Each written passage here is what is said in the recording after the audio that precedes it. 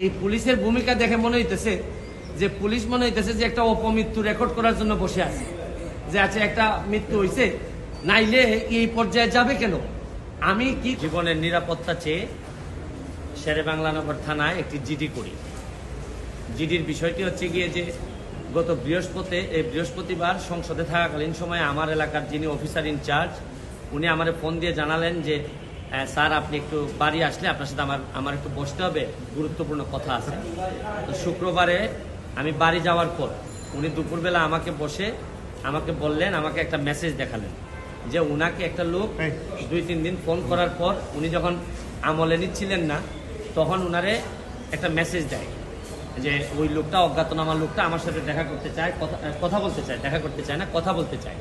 তো ওসি সাহেব আমলে নেননি। পরে যখন মেসেজটা দেখছেন, যে মেসেজের মধ্যে আছে দেখা যাচ্ছে যে একটা কন্ট্রাক্ট কিলার গ্রুপ যারা হায়ার করা হয়েছে তারা নাকি অ্যাক্টিভ, তার বক্তব্য অনুযায়ী। তো ওসি সাহেব আমারে উনার ফোন দিয়ে ওই অজ্ঞাতনামা ব্যক্তির সাথে ফোনে ধরাই দিল। আমি কথা বললাম, কথা বলার পর যে জিনিসটা ওরা জানাইলো আমাদেরকে, ওই অজ্ঞাতনামা ব্যক্তি সে নিজেকে আইডেন্টিফাই করতে চায় না, সে তার অ্যাড্রেস বলতে চায় না।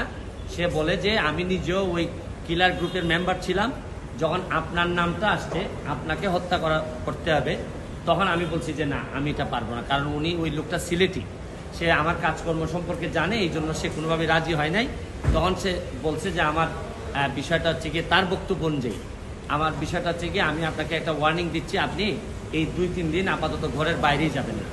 তো এটা শোনার পর আমি নর্মালি এর আগে অনেকবার আমি মৌখিকভাবে বা আমার পিএসের মাধ্যমে বিভিন্নভাবে আমি থ্রেট করেছি, এগুলো আমি আমলে নেই না, কারণ এগুলা সামনে বললে একটা প্যানিক তৈরি হইতে পারে, এই জন্য আমি কখনোই সামনে নিয়ে আসি নাই। এইবার যখন আমার এলাকার ওসি সাহেবের মাধ্যমে আসছে তখন আমার কাছে মনে হয়েছে যে মানুষ যখন কখনো কোনো ওসিরে নর্মালি তো কেউ ফোনই দেয় না, তার উপর যখন সে এইরকম একটা মেসেজ দিচ্ছে তখন আমার মনে হয়েছে, আমার এখন মনে হয়েছে যে সিরিয়াসলি একটা পটেনশিয়াল থ্রেট, আমার এটা অবশ্যই আমলে নিতে হবে। তো এই জন্য আমি ওই দিন পরের দিন সকালেই আমি ঢাকা চলে আসি, সংসদ ভবনে চলে আসি। এসে আমি এর ভিতরে আমি পুলিশের ঊর্ধ্বতন কর্মকর্তা যারা আছেন তাদের সাথে আমি কথা বলি। তো এরপরে আমি জিডিটা আমি গতকালকে করছি। কিন্তু আমার যে জায়গাটাতে প্রশ্ন হচ্ছে, দেখেন আমি একজন মেম্বার অফ পার্লামেন্ট, পুলিশ যখন আমার এলাকার ওসি সাহেব যখন জানলেন কোনো একটা মারফতে যে আমার একটা লাইফ রিস্ক আছে, তখনই কিন্তু উচিত ছিল যে উনি এসপি সাহেবের সাথে আলাপ করবেন, ডিআইজি সাহেবের সাথে আলাপ করবেন, এটা কি আসলেই থ্রেট নাকি না কেউ বোগাস নাকি না কিছু, এটা তো আমার কাছে আসার আগেই এদের তদন্ত করে ফেলা উচিত ছিল। মানে আমাকে জিডি করতে হলো কেন? প্রশ্নটা হচ্ছে গিয়ে যে আমার থ্রেটটা তো আমি জানি না, জানছে প্রথমে ওসি সাহেবের পরে এটা এসপি ডিআইজি ওনাদের কাছে যান।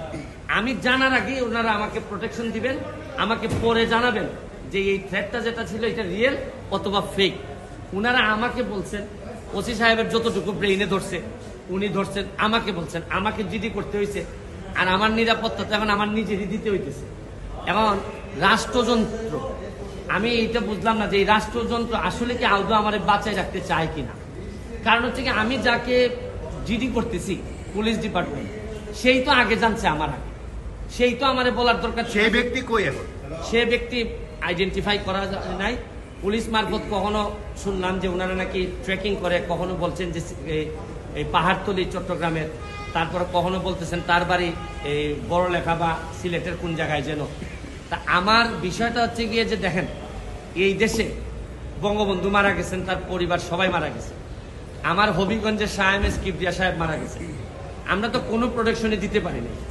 আর আমার বিষয়টা এরকম হয়েছে যে এই পুলিশের ভূমিকা দেখে মনে হইতেছে যে পুলিশ মনে হইতেছে যে একটা অপমৃত্যু রেকর্ড করার জন্য বসে আছে।